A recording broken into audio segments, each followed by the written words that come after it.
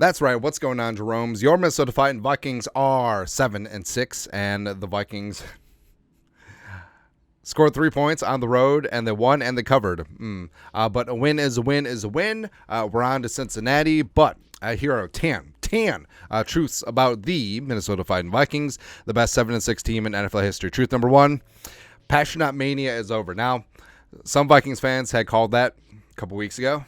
I had been hopeful, and I understood Kevin O'Connell's rationale. Is like, okay, if we can calm down Dobbs, if we can get back to good, if we can get back to how he was in the second half of the Falcons game, first half of the Saints game, if I can design an offense that accentuates what he does well, and if he stops turning the freaking ball over, we could roll with this. We could do that. But he wasn't it. He was not it. Like, when he ran, he wasn't running with purpose. He wasn't putting the ball on the money. He wasn't throwing guys open. He was taking way too much time in the pocket, hanging on to the ball too long. Half of the sacks were on him, and it was just a mess. It was honestly just a mess. I did have high hopes, but Josh Dobbs has been a journeyman backup for a reason, and we caught lightning in a bottle for a hot second, but the time has passed, and the Vikings do have to move on because JJ's injury was 100% on Dobbs. Now, you could say it was a freak incident. It happens all the time, blah, blah, blah. But the placement of that ball is no good. It's no good, man. So, yes, he had to get it over Spillane, the linebacker, 41. But it just set up JJ to take a shot. And whether it was to his back, whether it was to his ribs, like, he was going to have a shot. It was going to be a legal hit. It certainly was. Epps didn't do anything wrong, and it was just unfortunate. And that did change the complexion of the game because JJ was getting his feet wet. He was dipping his toe back into the water. Had 2 catches for 27, and he probably would have been the difference. Like, the Vikings, with a fully healthy JJ the entire game, probably score more than 3 points. But you just can't have that. And a number of Dobbs passes were off the mark. A number of them could have been intercepted. Same thing in the Bears game. He had 4 picks. Some were deflected, but also a number of them should have been intercepted. And it's just done. Like, we tried, gave him a shot, and he still got the hook. And it was just like we predicted before the game that it was going to be Dobbs, but he would get a quick hook if he wasn't performing. Number 3, Kevin O'Connell was questionable. Like, he's not blameless in this situation, where props to him for making the switch to Mullins. It probably should have been at halftime. He did have a good challenge in the game, which is great, but the offense was not predicated to what Dobbs does well. Now, there's some read options in there, sure, but I don't know, like, the offense just wasn't great. And you could say, like, well, Dobbs wasn't performing well in the offense that was set, yes, but also the Vikings, it wasn't as bad as the Bears game per se, but a lot of it was, hey, 5-step dropbacks. Hey, this is looking like the Kirk Cousins offense, and blah, blah, blah. And frankly, number 4, Mullins needs to start on Saturday, and Mullins should start the rest of the way. Now, yes, Jaron Hall, fully understand that, but I'm thinking from Kevin O'Connell and the Vikings' point of view, Mullins is the guy. Mullins was QB2 out of camp at the start of the season behind Kirk Cousins ahead of Jaron Hall. Mullins was QB2 on Sunday, and as much as we want to see what the Mormon missile has, it's going to be Nick Mullins. And Mullins, frankly, can operate in this offense because that's what he is. He's a pocket passer, and you saw him going 9 of 13 on Sunday, where he didn't do anything fancy. He didn't reinvent the wheel. He just got the ball out quickly. He got the ball to his playmakers. He had 0 sacks while Dobbs had 4, and that's all you need.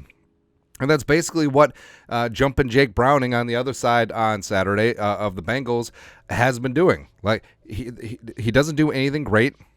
He just gets the ball out, and he gives his playmakers a shot. And that's exactly what the Vikings need. And I think that was in the back of Kevin O'Connell's mind because Josh Dobbs is a fantastic athlete. He can run the ball. It's fantastic. But if he literally cannot get the ball out of his hands to the receivers, and when he does get to the receivers, they're put in a bad spot where they can't get yards after the catch or they're going to be hurt, he's got to sit. And, Kevin O'Connell has been sort of like, oh, I don't know. No, it's going to be Mullins. It's going to be Mullins, man. Next up, truth number 5. Hawkinson is the best tight end in the NFL. And Hawkinson, had to cover up a lot of stink with Josh Dobbs, and a lot of the passes were off target. And Hawkinson, still with that rib injury, has been through a lot. But now, he stepped up. When Nick Mullins came in, Hawkinson was a big reason why the Vikings moved the chains and were able to get in field goal range and kick the game-winning kick. And Hawkinson, he's been a warrior. He's been a stud. He's set the Vikings tight end single season receptions record with 85, and he's got 4 games to spare. So I think that Hawkinson probably is going to go over a hundo, and he's the best tight end in the game. He's been worth every single penny right now.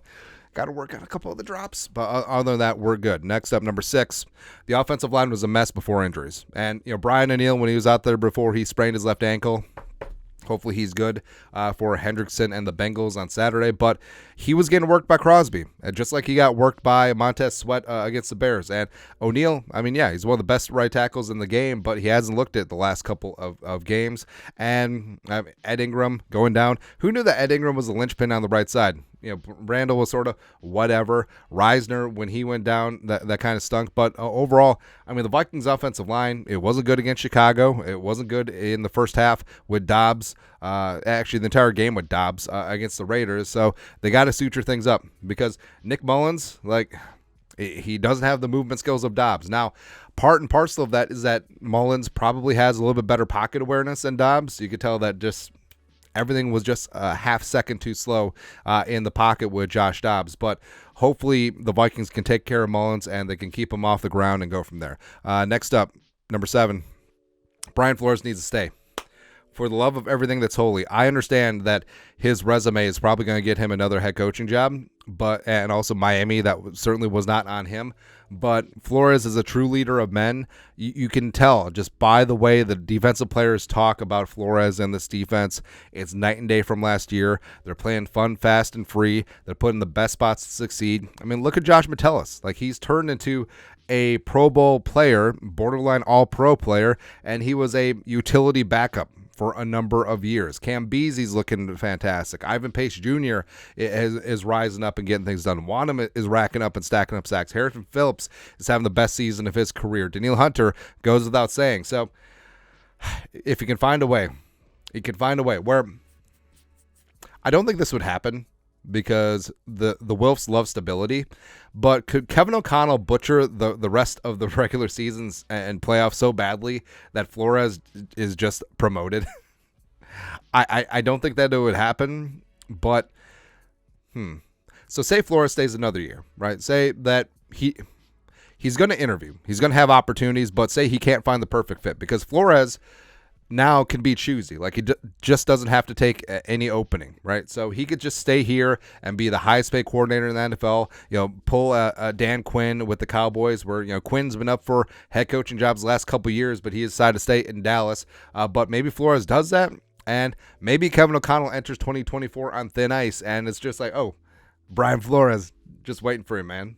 I don't know. Who knows? But Flores has been absolutely phenomenal this year. Next up, number 8. This is a Super Bowl caliber defense where they've allowed 1 touchdown, in the last 12 quarters. And yes, it was the game winner against Cortland Sutton. So the Vikings have not allowed a touchdown in 11 out of 12 quarters, which is just amazing. But the Raiders, 202 yards, 4 of 13 on third down. And what's amazing is that they've had 3 fantastic games. Probably 3 of the better defensive games that we've seen in the last decade, and they're 1-2 in those games because offensively they were inert against the Bears and they couldn't get it done against the Broncos. But this defense, the way that they're rolling, that's the thing about the playoffs is that if you got a defense, you're going to have a chance. And if Nick Mullins gets back and operates, and if Justin Jefferson heals up and is good to go, the Vikings will have a puncher's chance, right? Because the defense, if you score 20, you're probably going to win. Well, actually, no, that's a bad example because the Vikings score 20 against the Broncos. If you score 21, you're probably going to win. There you go. We'll go with that. Next up, truth number 9.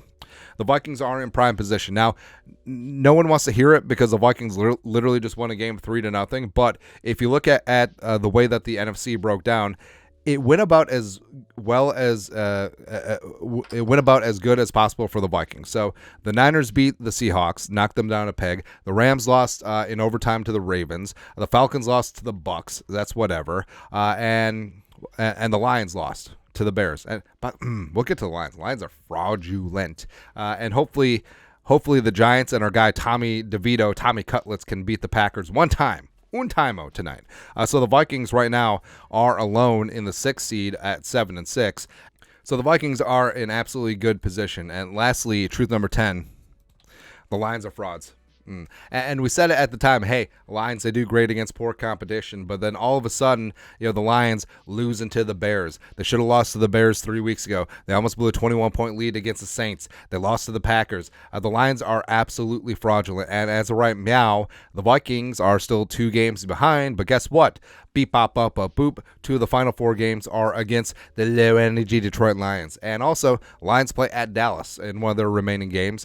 That's Dallas. And Dallas could be in the mix for keeping the 1 seed, so they're going to put the bang thing on Detroit. So I do think that the Vikings could still win the division. They probably would have to run the table.